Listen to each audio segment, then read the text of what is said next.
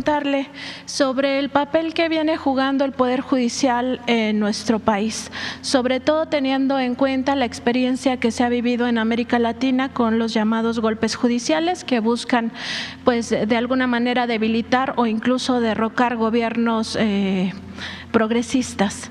En este sentido, preguntarle, presidente, porque la ponencia de la ministra Lenia Batres ha documentado que entre 2019 y 2023, es decir, ni siquiera en los 6 años de su gobierno, se han echado abajo 74 reformas y también 74 leyes que tienen que ver con la transformación del país. En ese contexto, recordar que algunas de estas reformas que se han echado abajo son, por ejemplo, el Plan B. Esto ocurrió en 2023 cuando la ministra Norma Piña ya asumió la presidencia de la Suprema Corte de Justicia de la Nación.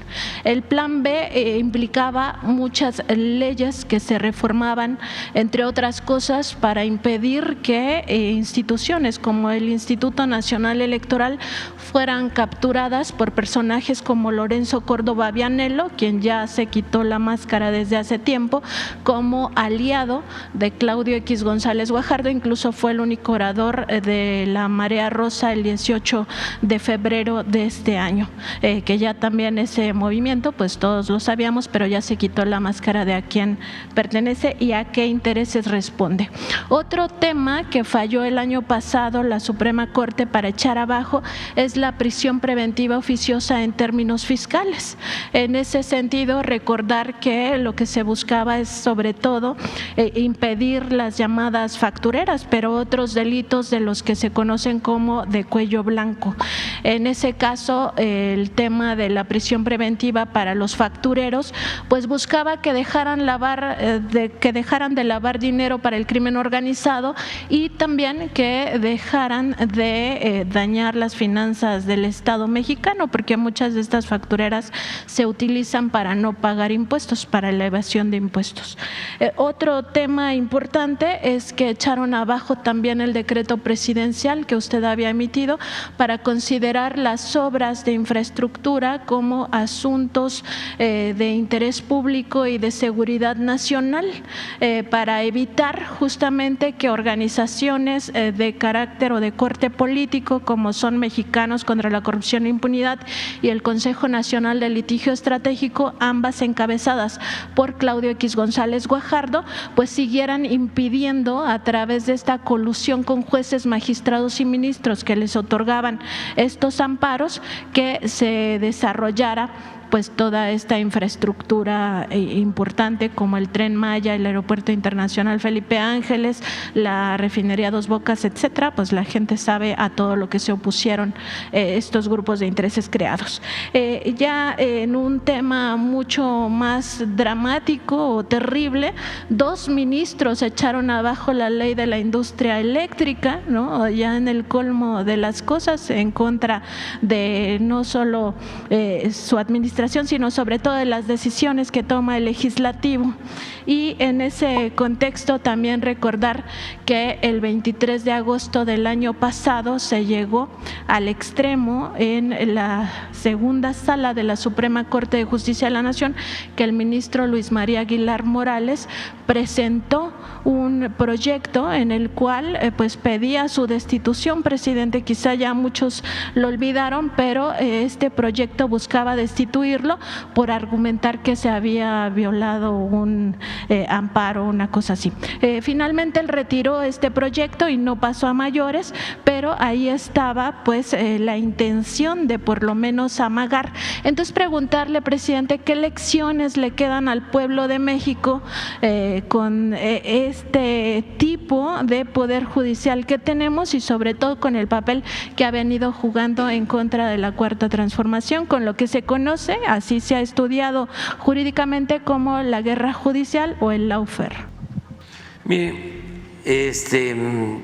hace falta la reforma al Poder Judicial y hace falta continuar con el proceso de transformación del país. Es que estábamos en franca decadencia.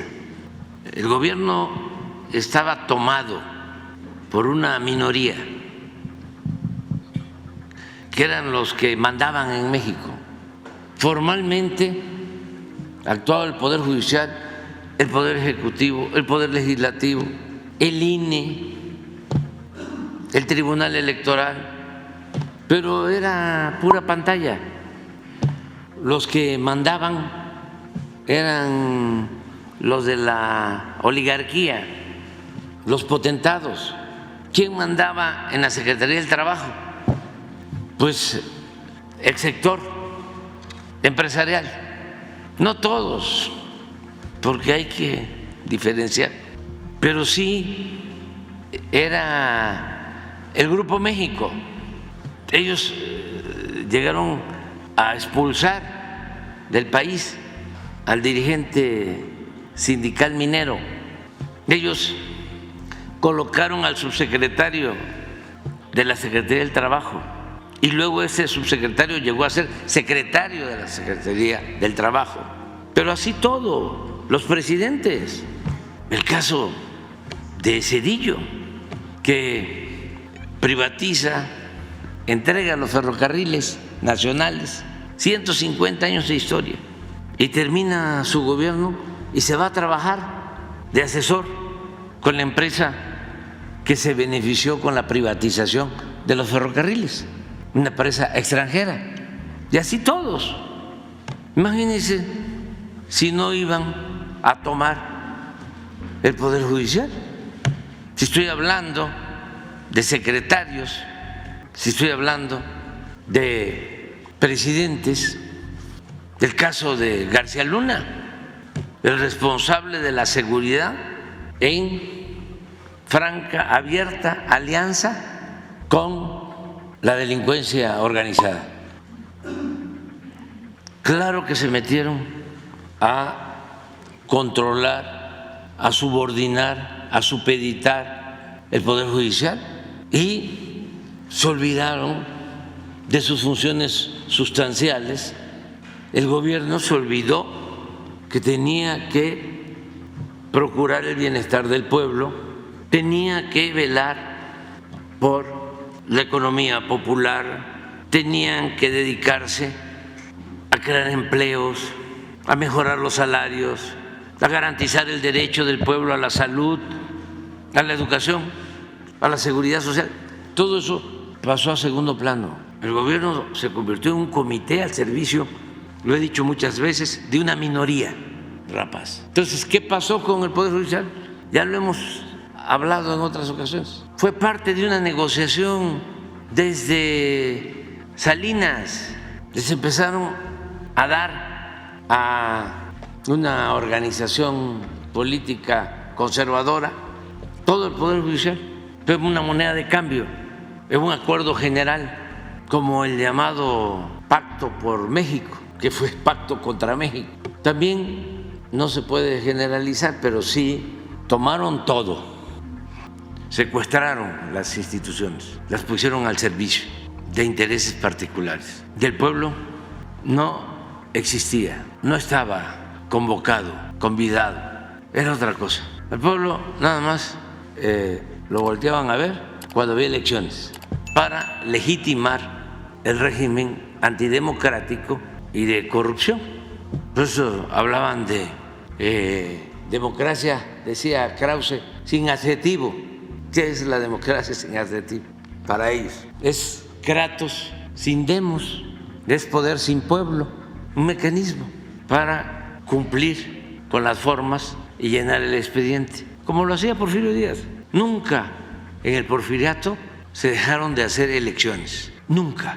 Eso sí, se sabía de antemano quién iba a ganar, pero se cuidaban las formas, aunque se violaba el fondo. Entonces eso es lo que pasa en cuanto al Poder Judicial y hay que reformarlo, hay que seguir luchando. Yo creo que una propuesta, no la única, ni es un asunto fácil, es un asunto complejo, porque tiene que ver con la formación. Fueron 36 años de un modelo no solo antipopular, entreguista, sino de un modelo que elevó a rango supremo el individualismo, el egoísmo, el materialismo. Bueno, se trató de borrar todo lo relacionado con la justicia social, que fue el principal logro de la Revolución Mexicana, de la revolución más importante en el mundo en cuanto al cumplimiento de demandas sociales. La soberanía, llegaron estos pseudointelectuales, alcahuetes, a decir que era un concepto anacrónico. Quitaron el civismo, la ética, decretaron el fin de la historia. ¿Para qué vas a estar reconociendo lo que hizo Hidalgo? Al contrario, hasta financiaban películas en contra de Hidalgo. ¿Qué no quitaron el retrato principal, la pintura principal del presidente Juárez de Los Pinos? 2 desfiles del 20 de noviembre para recordar la gesta revolucionaria, o los del día 16 se dejaron de hacer o se convirtieron en desfiles deportivos. Solo faltó que se presentaran, yo creo que en algunos casos sí lo hicieron, carros alegóricos como si fuese carnaval. Creo que hasta hubo un desfile o 2 de una marca de refresco. ¿Cómo se le llama al refresco? La botella, aguas. Eso. Pero yo digo refresco, pero ¿cómo? ¿Agua qué? Mineralizada. Agua embotellada. Sí. Un maestro me decía que eran aguas puercas, pero digo, eso es otra cosa. Lo que no tengo duda es que lo mejor son las aguas de fruta de temporada. Una jarra de naranja, una jarra de papaya, la piña, es saludable. Y hay una cosa que también es muy importante, cuesta menos. Bueno, regresando a tu planteamiento, pues eso es lo que está sucediendo. Decía que yo propongo que elijan a los jueces, a los magistrados, a los ministros, que los elige el pueblo, porque la gente tiene un instinto certero, el pueblo es inteligente y desde luego que se equivoca menos que los oligarcas, porque esos pues no se equivocan, porque esos lo que quieren es tener un poder judicial a su servicio y tiene que haber un poder judicial al servicio del pueblo. Entonces sí ayuda que el pueblo elija, y recordar que ya se llevó a cabo eso en la época de la República Restaurada, en la Constitución del 57 quedó establecido, era vigente el que se eligiera a jueces, a los ministros de la Corte, magistrados, de manera indirecta, pero eran electos, y eso desapareció. Entonces, eso ayuda. Y lo otro que es importantísimo es seguir avanzando en una auténtica, verdadera reforma educativa, reorientar los planes de estudio para que la formación en lo educativo pues sea científica, pero humanista, porque ahora es lamentable lo que sucede. Se apoderaron de las universidades públicas, no de todas, pero bueno, y se convirtieron en escuelas formadoras de profesionales sin dimensión social, muy individualizados, que no voltean a ver el dolor de los demás. Eso llevó tiempo, porque hablamos de la política neoliberal de 36 años y del fracaso del neoliberalismo o neoporfirismo, fracaso para el pueblo, no para las minorías que quisieran seguir saqueando a México y explotando, oprimiendo al pueblo. Pero se piensa que el daño lo hicieron nada más en lo económico o en lo social, que también dañaron. No, en todo, en lo educativo. No vieron lo que declara Aguilar Camín con toda sinceridad. ¿No lo tienes por ahí? Un fragmento en donde dice que están ellos a favor de una candidata, todos los que supuestamente son de la comunidad cultural, porque ellos se apropian y se consideran miembros de la comunidad cultural de México, ¿no? Cosa que afortunadamente no es cierta. Ellos pertenecen a un grupo, sí, era el grupo dominante, eran los más influyentes, Aguilar Camín, y Krause y Castañeda, desde Salinas dominaron y con una serie de canonjías recibían muchísimo presupuesto, nunca ayudando al pueblo, pero sí quedándose con parte del presupuesto que es del pueblo y viviendo ellos colmados de atenciones, de privilegios, con mucha influencia y ahora con gran nostalgia de aquellos tiempos, porque primero empiezan, ¿no?, a hacerle el cuento de que está en riesgo la democracia, ¿no? Hay una concentración de poder, hay una dictadura o dictablanda, no hay libertades, se persigue, se impide la libertad de expresión. Todo lo contrario, todo lo que antes no se hacía, porque se respeta la libertad, hay democracia real, no es simulación. La libertad de prensa, nunca habían insultado tanto al presidente, siempre lo he dicho, nunca los medios habían estado tan agresivos en contra del presidente como ahora, desde los tiempos del presidente Madero, que le hicieron una campaña atroz. Y lo mismo los periodistas entonces y los intelectuales de entonces. Pero bueno, empiezan con eso, ¿no?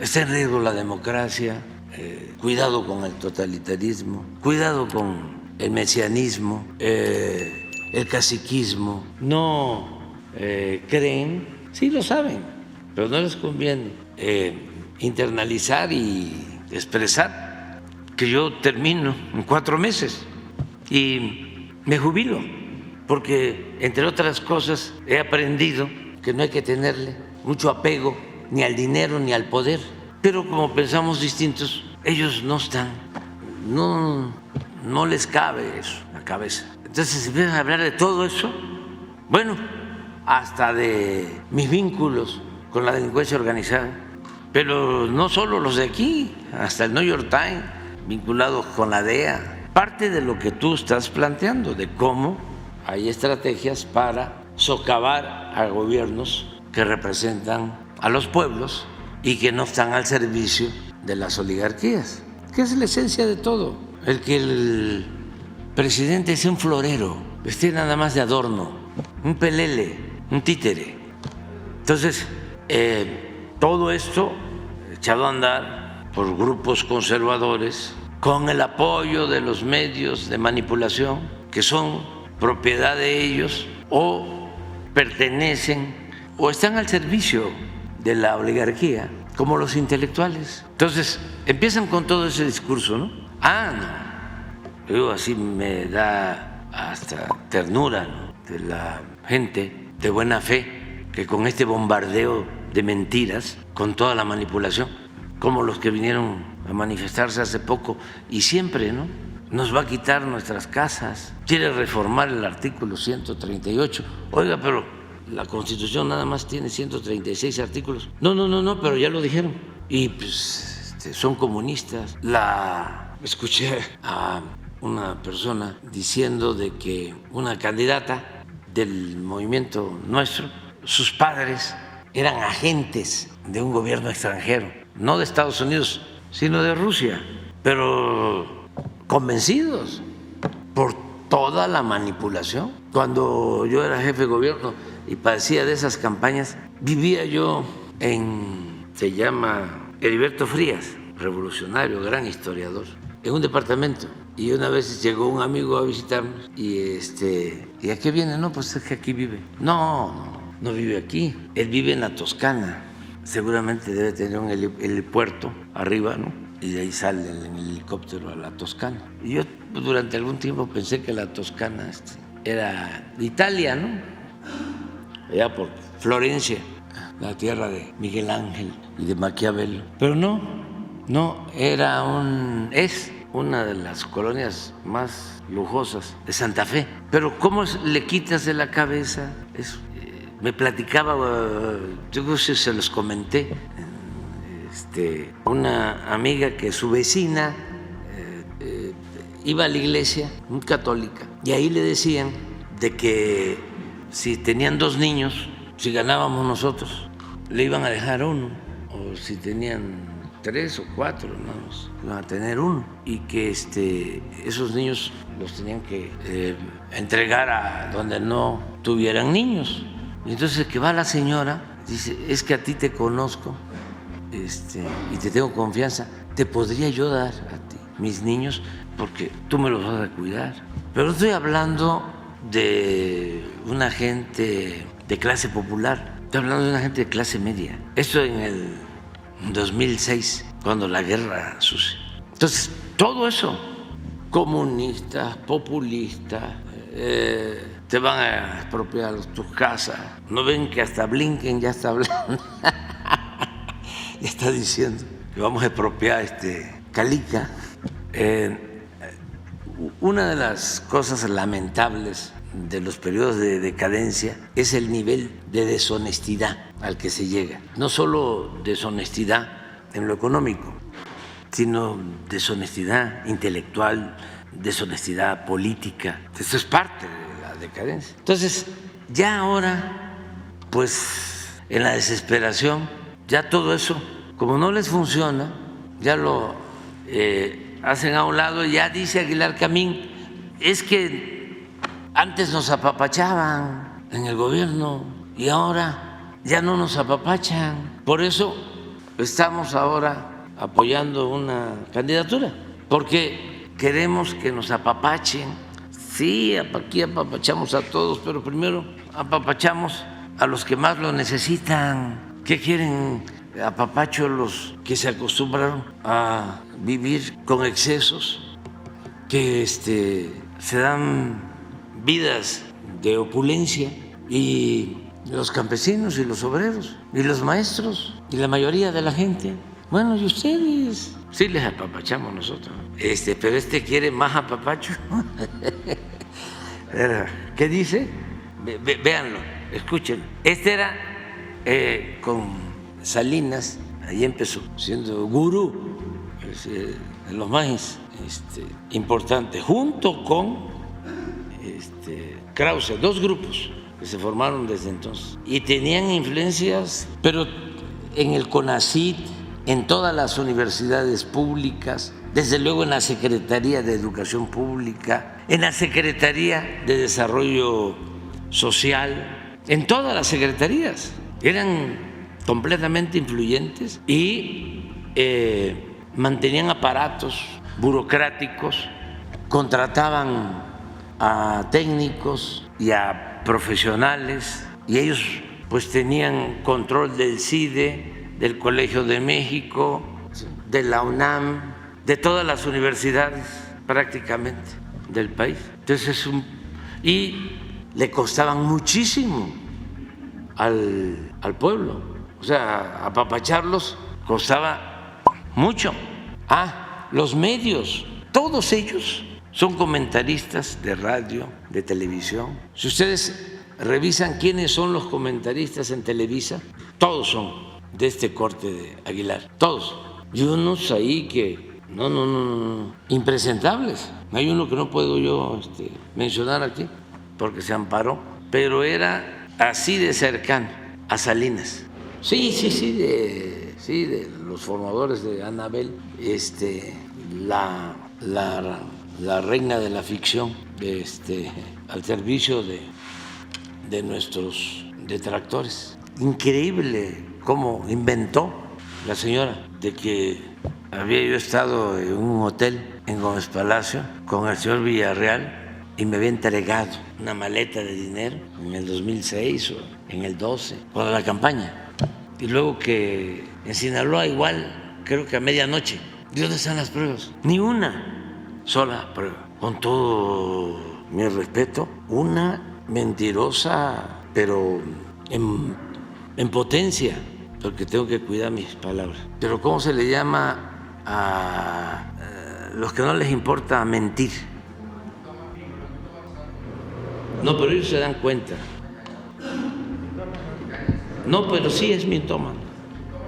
Sí, el que miente, mande, dándose o no dándose cuenta. O sea, porque a mí me gustaría, imagínense, la señora, ¿cómo quedaría si presentara una prueba? Me destruye políticamente, me tengo que ir por anticipado, porque yo soy un hombre de principios y lo que estimo más importante en mi vida es mi honestidad. Por eso yo he sido opositor y he denunciado muy fuerte, con pruebas, y siempre cuido. Y eso se los aconsejo a ustedes, porque aunque se actúe de buena fe, no en este caso, pues, que es por consigna, calumnia porque algo queda. No en este caso. A veces es un periodismo y de repente le llegan pruebas que son falsas y no se verifica. Y si son, porque hay muchas mujeres, hombres que hacen periodismo profesional, pues imagínense si les comprueban que es falso. Si son gentes honestas, se sienten muy mal. Había en Cuba, antes de la revolución, varios dirigentes que luchaban por la democracia, por la justicia y por la independencia de Cuba. Y había un dirigente, Chivá, que su tema principal era la denuncia contra la corrupción que existía en Cuba como en México. Allá le llamaban la botella. En un libro de Francisco Bulnes habla de eso, de la corrupción en Cuba. Y era a la vez periodista y tenía un programa de radio. Y todas las mañanas denuncia con pruebas, fuerte. Y era toda una personalidad por su valor, porque sostenía que el principal problema era la corrupción. Y creo que le entregaron documentos, a ver si está Chivá, nada más para... a ver si es él, creo. Y hizo una acusación de que un ministro de esa semidictadura o de esa dictadura encubierta, ¿no?, con democracia que había en ese entonces en Cuba, se había comprado unas fincas o unos ranchos, unas haciendas en Guatemala, y resulta que no era cierto, que a lo mejor el hombre era deshonesto, pero que lo que había denunciado en el programa de radio con pruebas era falso. ¿Saben qué hizo? Se quitó la vida cuando le demostraron que era falso. Ustedes tengan mucho cuidado, porque ustedes no están en la lógica de vivir para mentir. El que ya tomó ese camino, ya ese se le resbala todo, o sea, ya se volvió cretino. Pero en el periodismo, sí, sobre todo cuando se trata de un periodismo de denuncia, hay que tener cuidado con lo que les presentan de prueba. Pero acá, regresando a Aguilar, a ver si a propósito era Chiva, busquen de expresidente de Cuba o dirigente político cubano. Sí, hablaba yo del suicidio. Pero miren con qué tranquilidad Aguilar dice que el problema es porque no se les apapacha. Ponlo. Muchos mexicanos la oportunidad de devolverle a la comunidad cultural la atención, el cuidado, a veces hasta el apapacho que tenía del gobierno, pero nada más ni nada menos que lo que la propia Xochitl le promete a todo el país. Un gobierno de unidad, no de división, en donde los valores rectores sean la vida, la verdad. Pienso en que había, por ejemplo, una política en materia de cultura profundamente generosa y profundamente libre, en el sentido de que películas, por ejemplo, brutalmente críticas del gobierno, del régimen, del PRI, eran financiadas con bastante generosidad por fondos gubernamentales a través de instancias en las que esos proyectos se ganaban ese fondo. No había este condicionamiento que hay, por cierto, no solo con la comunidad cultural, sino quizá mucho más gravemente con los beneficiarios de los programas sociales, que es: te doy para que votes por mí, y si no votas por mí, te lo voy a quitar o te lo van a quitar. Ese impudor, ese descaro, esa extorsión no existía en el mundo de los programas sociales en México, ni existía en el mundo de la cultura en sus relaciones con el gobierno y con el Estado. Ese es el fondo del asunto. ¿Qué pasaba? Profundizando un poco, ¿no?, sobre esto. Pues sí podían financiar la ley de Herodes, que no sé si la financió el gobierno, o cualquier película crítica, o desenlatar Rojo Amanecer. Sí. Pero cuando la revista de Aguilar hizo un cuestionamiento a Salinas o a Zedillo, pero además, ¿cómo comparar? El que nos permitieron ver Rojo Amanecer cuando apabullaba a Televisa, cuando Emilio Azcárraga, en paz descanse, decía que era soldado del presidente. Pero ahora ni siquiera eso. Presidente, no hay ningún equilibrio, nada. Si no fuese por las benditas redes sociales, por muchos de ustedes y millones de mexicanos, ya nos hubiese destruido políticamente. Pero es nada más para contestar. Claro, podían traer a Vargas Llosa y les podían decir aquí a Vargas Llosa que el PRI era la dictadura perfecta. Claro, se tenía que ir en la madrugada porque les disgustaba, pero podían traerlo. Aquí no se le niega a nadie, vienen. Aquí ya vino, tengo entendido que ya vino Milei, ¿no? Aquí, pero no, antes sí. Sí, y vinieron todos los el bloque de derecha del mundo. Creo que estuvo Abascal también, ¿no? Y no hubo ningún problema. Pueden venir sin ningún problema. Los invitaron de un partido, ¿no? Sí, bueno, al Senado Abascal lo invitó el PAN. Sí. Entonces, aquí no tenemos ningún problema. Pero a mí me gusta, pues, esa sinceridad. Decía, es que nos atendían bien, nos apapachaban. Pues ahora no, porque pues, se apapacha a todos. Y decir de Aguilar Camín, nada más para la memoria colectiva, que pues él incluso le mandaba cartas a Salinas de Gortari para decirle que sus finanzas andaban mal y que le dieran más dinero de la partida secreta, y todo eso está documentado con los cheques y las cartas. Contralínea lo ha publicado, y también pues que eso revela la apropiación del dinero del pueblo que hacían esta cúpula que se crea, además monopolio de la intelectualidad. Nada más para cerrar este tema, presidente, también en Contralínea revisamos cómo está actuando la Suprema Corte de Justicia de la Nación y en general el Poder Judicial de la Federación en torno al proceso electoral. Además de estas 74 leyes y reformas que echaron abajo, también hay que decir que hay 5 hechos que retratan de cuerpo entero el sesgo que tiene este Poder Judicial.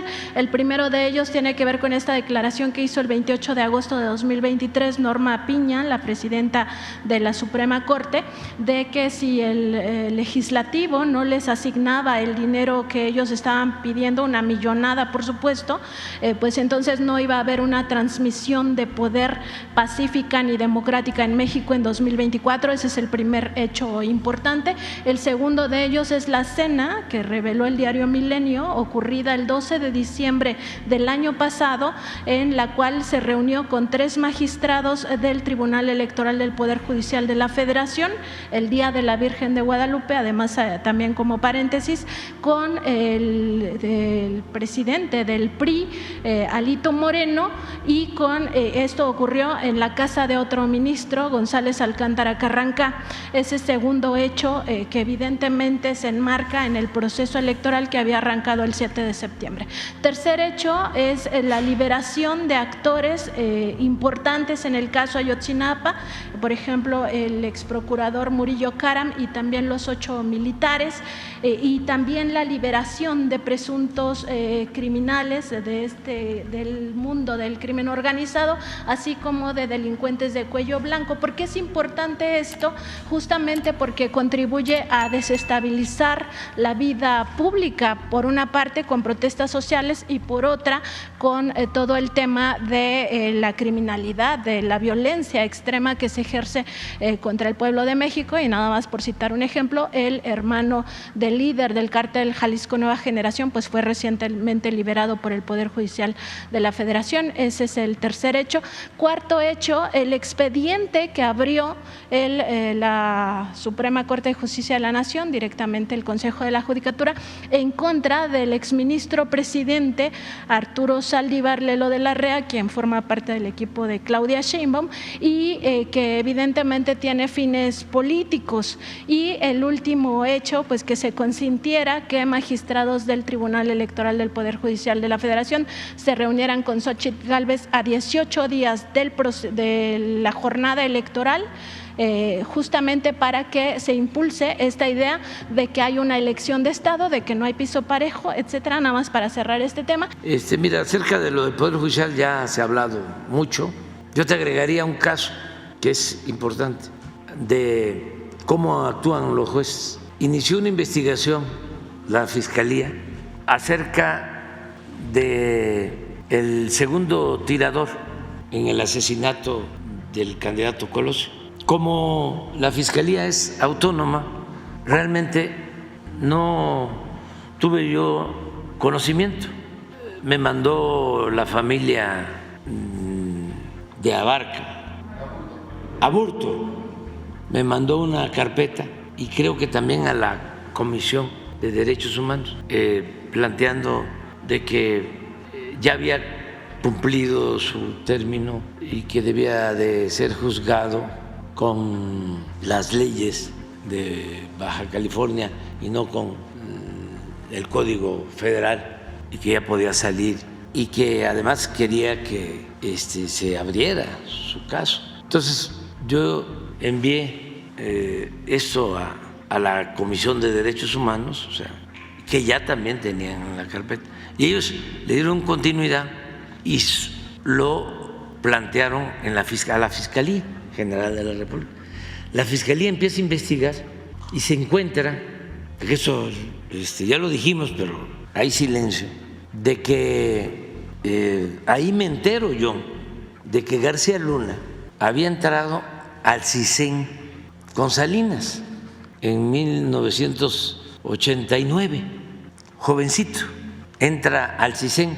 El CISEN, para todos, es el centro de espionaje que tenía el gobierno.